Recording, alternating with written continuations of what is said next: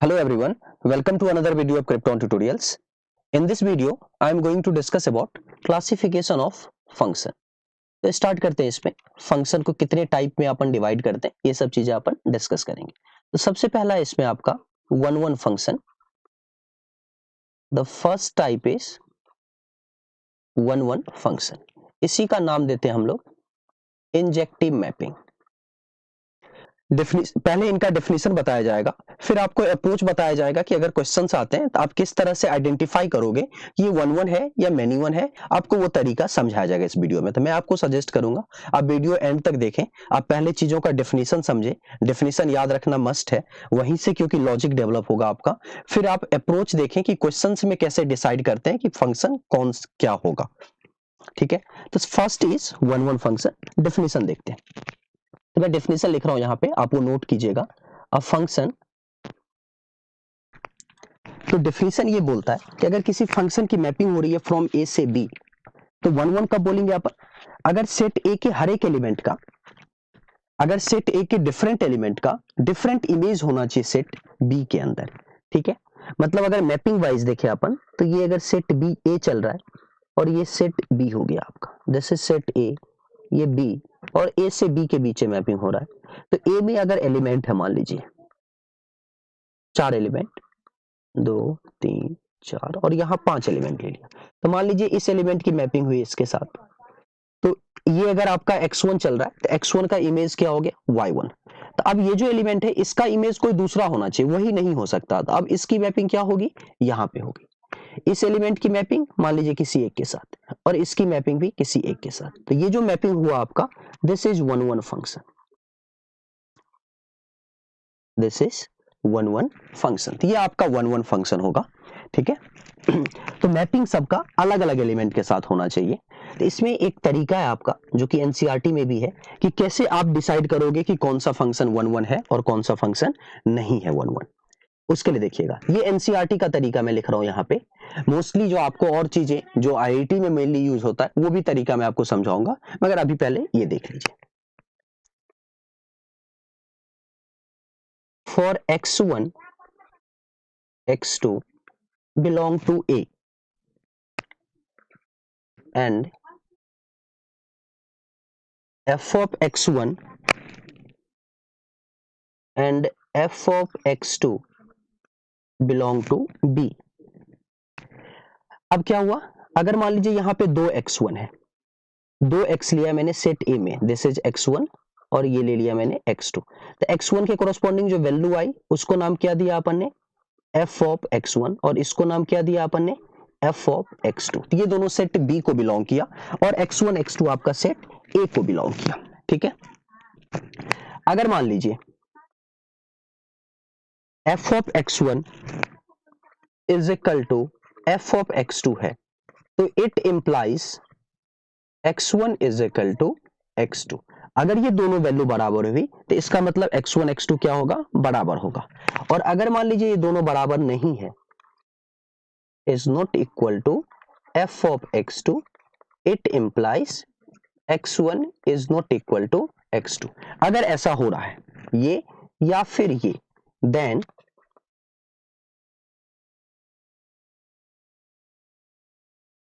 functional mapping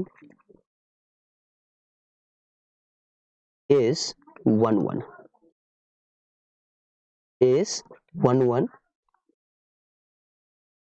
function. Clear ये point? तो x1 x2 अगर सेट A में है, और f ऑफ x1 और f ऑफ x2 अगर आपका सेट B में है, और मैपिंग कुछ इस तरह से हो रहा है आपका। ठीक है, और अगर मान लीजिए ये दोनों वैल्यू बराबर हुआ, ये दोनों बराबर हुआ, तो इसका मतलब x1 x2 भी इक्वल होगा। अगर ये दोनों बराबर नहीं है तो x1 x2 भी इक्वल नहीं है। ये एनसीईआरटी का तरीका है आपका।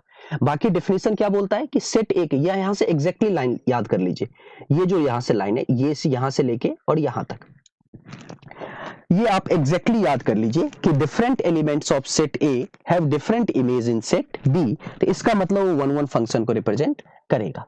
अब इसमें एक छोटा सा एग्जांपल मैं लिखता हूं, जैसे देखिएगा, अगर मान लीजिए आपका ये दे दिया fx is equal to 2x plus 3, और इसको मैंने r से r में डिफाइन किया। चेक इट इज 1 फंक्शन और नॉट, आपको चेक करना है। तो क्या तरीका होता है, आप f ऑफ x1 लिखो, तो दैट इज 2x1 प्लस 3। आप f ऑफ x2 लिखो, दैट इज 2x2 प्लस 3। लिख दिया ये चीज। अब यहां से अगर दोनों बराबर हुआ, यहां पे ऑब्वियसली x1 x2 कहां से आ रहा होगा, सेट A से आ रहा होगा, A से B के बीच में अगर मैपिंग हो रही है तो। और f ऑफ x1 और f ऑफ x2 कहां से आ रहा होगा, आपका सेट B से कहीं ना कहीं आ रहा होगा। तो अगर मान लीजिए f ऑफ x1 और f ऑफ x2 अगर आपका बराबर हुआ, if f of x1 is equal to f of x2, that is 2x1 plus 3 is equal to 2x2 plus 3। ये 3 तो निपट जाएगा और यहां से क्या आया, that is x1 is equal to x2। दिख रहा होगा चीजें, 2x1 is equal to 2x2, it means x1 is equal to x2। तो अगर ये दोनों फंक्शन बराबर हुआ, f of x1 is equal to f of x2, यही बोला गया यहाँ पे। अगर ये बराबर हुआ तो इसका मतलब पक्का आप बोल पाओ कि x1 भी x2 के बराबर होगा, पक्का बराबर होगा। अगर f of x1 is equal to f of x2 हुआ तो ऐसा हो रहा है, यहाँ पे दिख रहा होगा आपको कि सेम चीज यहाँ पे होल्ड कर रही है कहीं ना कहीं। अगर ये बराबर हुआ तो x1 x2 भी आपका बराबर होगा, दैट इज नेचर क्या होना चाहिए इसका, 1 फंक्शन। ये 1 होगा आपका, ठीक है। तो एक नेक्स्ट पार्ट देखते हैं इसमें। अगर मान लीजिए fx is equal to x square है, सबसे पहले आप क्या मानोगे, f of x1 this is equal to x1 का whole square. Next step f of x2 this is equal to x2 का होल स्क्वायर। अगर ये दोनों बराबर हुआ, if f of x1 is equal to f of x2, that is x1 का square is equal to x2 का square. इसको अपन इस तरीके से लिख सकते हैं, x1 प्लस x2 एक ब्रैकेट में फैक्टर कर लिया और x1 minus x2 is equal to 0। अब ये दो ब्रैकेट आया, दोनों का प्रोडक्ट 0 है, तो इसका सॉल्यूशन क्या होगा भाई, इसका दो सॉल्यूशन होगा, x1 x2 के बराबर भी हो सकता है या फिर x1 is equal to minus x2 भी हो सकता है, both are possible. x1 is equal to x2 भी हो सकता है और x1 is equal to minus x2 भी हो सकता है, दोनों चीजें पॉसिबल है कहीं ना कहीं इसमें, ठीक है। अब आप सोचो, क्या आप ये पक्का बोल पा रहे हो, अगर मान लीजिए f of x1 is equal to f of x2 है, तो क्या आप पक्का बोल पा रहे हो यही होगा, ये तो होगा ही होगा, मगर इट में पॉसिबल कि ये भी हो जाए, तो क्या पक्का यही होगा हमेशा, नहीं, क्या पता ये हो जाए, तो क्या 1 फंक्शन बोलेंगे इसको, नहीं बोलेंगे। क्या 1 होगा, नहीं होगा, क्यों, क्योंकि ये तो होगा ही होगा, मगर शायद ये भी हो सकता है, दूसरा वाला रिजल्ट भी हो सकता है। और इसमें मैंने डेफिनेशन में क्या बताया है कि if f of x1 is equal to f of x2, तो अपन पक्का बोल पाए कि x1 x2 के बराबर तो पक्का ही होगा। मगर यहाँ पे क्या हो रहा है, अगर ये दोनों बराबर है तो ये बराबर हो भी सकता है और नहीं भी हो सकता है, तो इसमें कंफ्यूजन है, पक्का नहीं बोल सकते, ये 1 फंक्शन नहीं होगा। अगर पक्का बोल पा रहे हो तो फिर ये 1 फंक्शन होगा। मैं आपको और भी तरीका बताऊंगा 1 और मैनी 1 पहचानने का, ये एकदम बेसिक तरीका है एनसीईआरटी वाला, जो क्लास 12th के बोर्ड में आपको काम आएगा, तो ये भी आप एक बार समझ सकते हैं। बाकी आपको डेफिनेशन याद होना ही चाहिए, ये 1 का जो डेफिनेशन दे रखा है ये आपको याद होना चाहिए, ये बहुत काम आएगा, ठीक है। अब आते हैं मैनी 1 पे।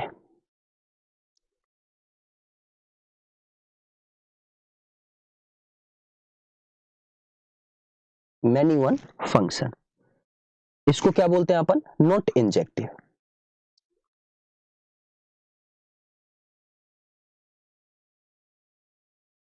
नॉट इंजेक्टिव, ठीक है, डेफिनेशन बिल्कुल वैसा ही है।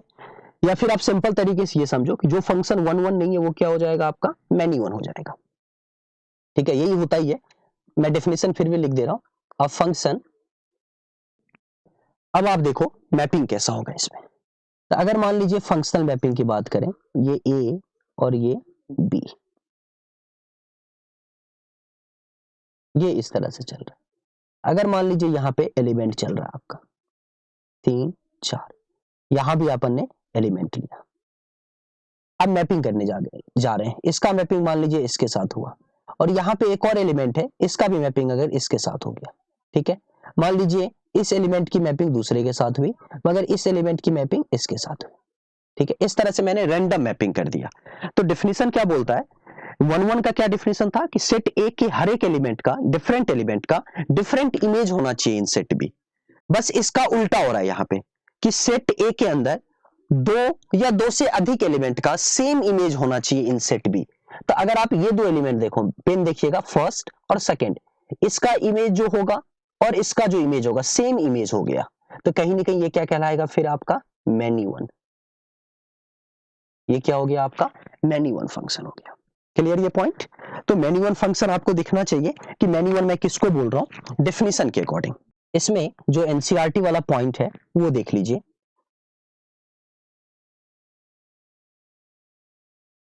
If x1 x2 belong to A and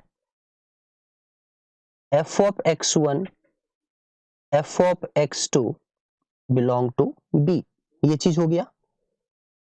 and अगर f of x1 is equal to f of x2 आया, it implies x1 is not equal to x2, ऐसा कुछ होना चाहिए इसमें। ठीक है, और f of x1 is not equal to f of x2, it implies x1 is equal to x2, कुछ ऐसा चल रहा है चीजें। तो इसका मतलब ये क्या कहलाएगा many one. Then it is many one function. इसमें पहला पॉइंट, ये सबसे काम का पॉइंट है, 1-1 function plus many one function is equal to total number of function. आया पॉइंट समझ में। ये जितने भी फंक्शन होते हैं वो या तो क्या होंगे 1-1 या फिर क्या होंगे मैनी वन। मतलब ऐसा नहीं होगा कि नाइदर 1-1 नॉर मैनी वन। ठीक है, या तो 1-1 होगा या फिर मैनी वन होगा। तो मैनी वन के लिए आप सिंपली ऐसे समझो कि वो फंक्शन जो 1-1 नहीं है, इसका मतलब वो क्या है मैनी वन। या फिर दूसरी तरीके से वो फंक्शन जो मैनी वन नहीं है, इसका मतलब वो क्या है आपका 1-1। ठीक है, ये क्लियर सा पॉइंट आपके दिमाग में होना चाहिए। अब आप पहचानोगे कैसे, जैसे पीछे एक एग्जांपल दिया था, ये 1-1 नहीं था, मतलब ये क्या था नेचर वाइज आपका ये मैनी वन फंक्शन। ये 1-1 नहीं है, मतलब ये क्या है मैनी वन फंक्शन। मतलब आपको 1-1 पहचानने आना चाहिए। अगर आप 1-1 पहचान पा रहे हो तो मैनी वन खुद ही लिख लोगे। भाई 1-1 अगर हुआ तो मैनी वन नहीं है, 1-1 अगर नहीं हुआ इसका मतलब मैनी वन है। तो एक पॉइंट देखिए, नोट 1 कैसे पता करते हैं। ठीक है, सबसे सिंपल तरीका,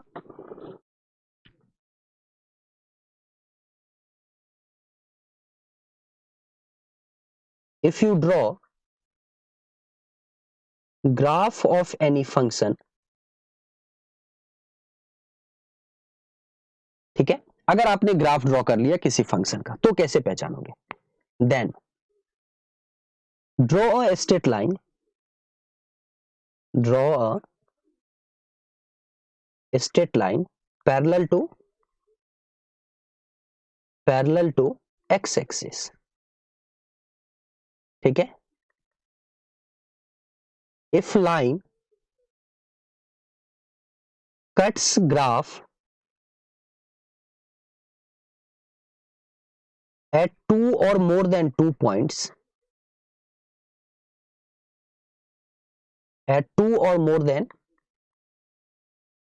if line cuts graph at 2 or more than 2 points, then it is called many one function। एक बार आप लोग पॉइंट नोट कर लीजिए और समझिए, कोई भी अगर फंक्शन का आपने ग्राफ बना लिया, ठीक है, आपने ग्राफ बना लिया, ठीक है, अब एक लाइन ड्रॉ कर लो parallel to x axis.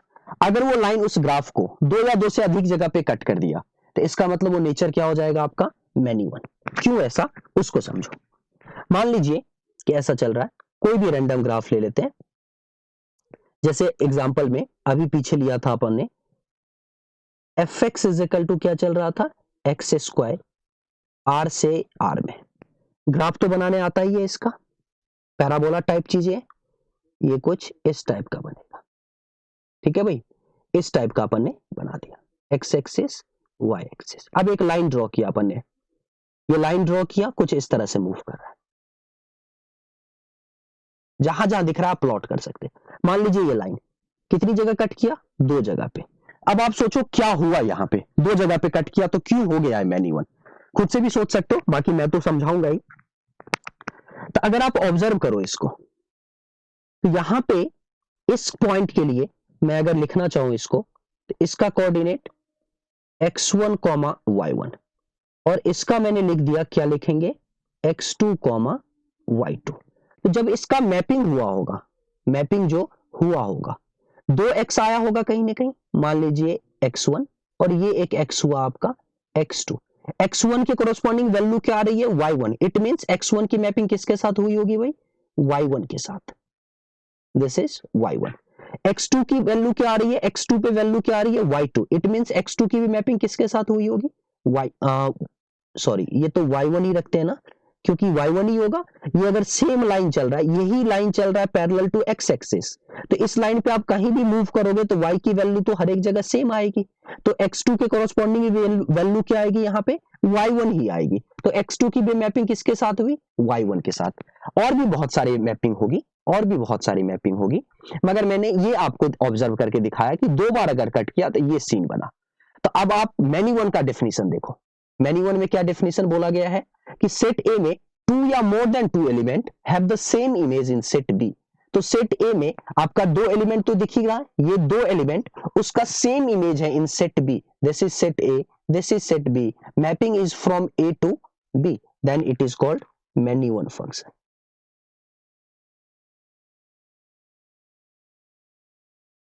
It is called many one function. Clear ये पॉइंट। तो अगर कभी आपने किसी फंक्शन का ग्राफ प्लॉट कर लिया, तुरंत आप एक लाइन ड्रॉ करो parallel to x axis, parallel to x axis, और वहां से आप कमेंट कर सकते हो वन वन नेचर है या मैनी वन नेचर है। अब आप देखो, y is equal to ln x, और 0 से इंफिनिटी में ये r चल रहा है, नेचर बताना है आपको। ln x का भी ग्राफ आपको पता होता है, x axis y axis, ln x कुछ ऐसा ग्राफ बनाता है, दिस पॉइंट इज 1,0। क्लियर ये पॉइंट, दिस पॉइंट इज 1,0। ये इस तरह से अपन ने प्लॉट कर दिया सारा। अब एक लाइन ड्रॉ कीजिए आप पैरेलल टू एक्स एक्सिस, कहीं भी ड्रॉ कीजिए, parallel to x axis, parallel to x, कहीं भी ड्रॉ करो, कितनी जगह पे कट कर रहा है, observe it, you will find कि line cuts the graph at only one point, line cuts graph at only one point, it means it is one one function.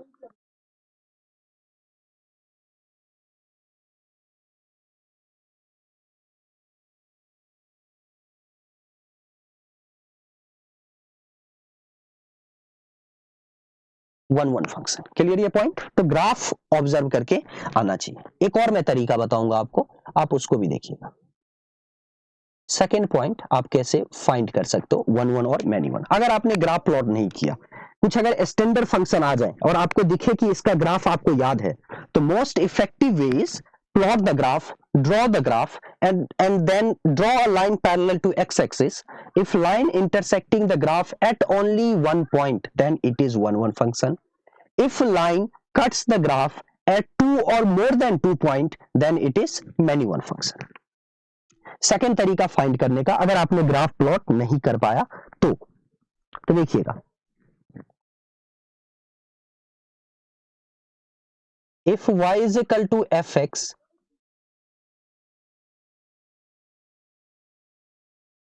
fx is continuous function and f dash of x, first derivative को लिख रहा हूं f dash of x greater than equal to 0, और f dash of x less than equal to 0, then अगर derivative की value या तो पक्का जीरो के बड़ा जीरो से ग्रेटर देन है या तो पक्का जीरो से छोटा है, देन इट इज 1-1 फंक्शन। इसका प्रूफ क्या है उसको समझिए। अगर मान लो F dash of x greater than 0 है, ये आप पढ़े होंगे कि अगर किसी फंक्शन का डेरिवेटिव और कंटिन्यूअस फंक्शन है और derivative greater than equal to 0 है, then it is increasing in nature. तो इसका मतलब जो इंक्रीजिंग अगर नेचर है तो ग्राफ कैसा बना होगा सोच के देखो, बढ़ता हुआ ग्राफ है तो क्या होगा ग्राफ के बारे में, एक पॉइंट से अगर स्टार्ट होगा तो एक्स अगर बढ़ेगा तो वाई की वैल्यू भी बढ़ती जाएगी, या तो इस टाइप से जाएगा या तो इस टाइप से जाएगा। मैंने दो ग्राफ बनाए हैं, या तो इस टाइप का या तो इस टाइप का। मतलब ऐसा नहीं होगा कि इस पॉइंट से बढ़ा वैल्यू फिर कम हुआ, बढ़ा कम हुआ, इस टाइप का ग्राफ पॉसिबल नहीं है। या तो बढ़ता जाएगा या तो इस तरह से बढ़ेगा या तो इस तरह से बढ़ेगा। तो अब इस ग्राफ में अगर आप लाइन ड्रॉ करो parallel to x axis, zigzag तो ग्राफ बना नहीं है, एक फ्लो में ग्राफ बढ़ता जाएगा। या फिर एक फ्लो में ग्राफ आपका कभी f dash of x less than equal to 0 होगा तो ग्राफ आपका क्या होगा, कम होता जाएगा, तो इस टाइप से बनेगा। अगर जिगजैग ग्राफ करेगा इस टाइप से तो यहां पे अगर आप लाइन ड्रॉ करोगे तो 2-3 बार कट कर दिया, यहां ड्रॉ किए तो 2 बार कट कर दिया, तो ये आपका क्या होगा फिर मैनी वन। और इस टाइप का जो अगर ग्राफ है तो इसका और ऐसा भी ग्राफ है तो इस टाइप में नेचर क्या हो गया आपका 1-1। आया बात समझ में कि अगर डेरिवेटिव पक्का पॉजिटिव है तो इसका मतलब इंक्रीजिंग ग्राफ होगा, तो एक फ्लो में ग्राफ ऊपर की तरफ जा रहा होगा, या फिर डिक्रीजिंग में एक फ्लो में ग्राफ नीचे की तरफ आ रहा होगा, ऊपर नीचे नहीं करेगा, इस टाइप से नहीं करेगा। एक बार अगर यहां से चला तो इस टाइप से चलेगा, एक बार अगर यहां से चला तो बढ़ता जाएगा, तो इंक्रीजिंग और डिक्रीजिंग नेचर में ये पार्ट होगा। यहां पे कहीं ना कहीं एफ डैश ऑफ एक्स अगर इक्वल टू 0 हुआ, f dash of x equal to 0, तो मैं और भी पॉइंट ऐड कर देता हूं, where equality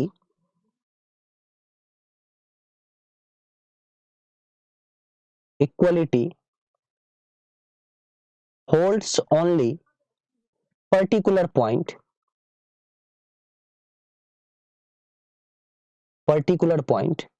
not in interval, only at particular point not in interval and